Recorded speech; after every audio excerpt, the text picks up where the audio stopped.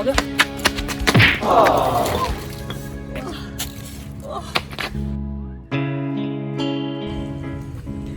Chẳng là dự dòng gạo luôn nhé. Chê giống một lần thật cháu hành lá.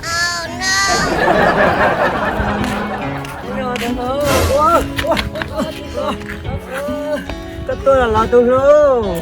Chạy ba cơ à? Chạy ba này ít chạy dòng gạo cũng nhặt chắp lại đi.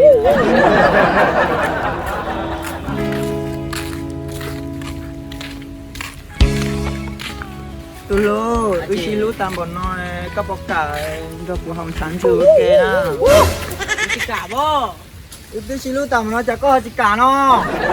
Tôi nói tôi lột thả nè. Hồng cháu tế tôi nói hồng chú đùa à.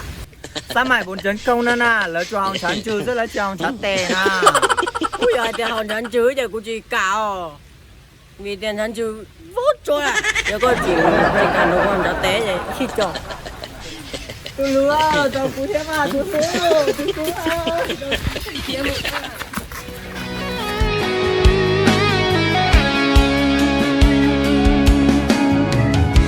cho mong nôn hay tu nên cho nhẹ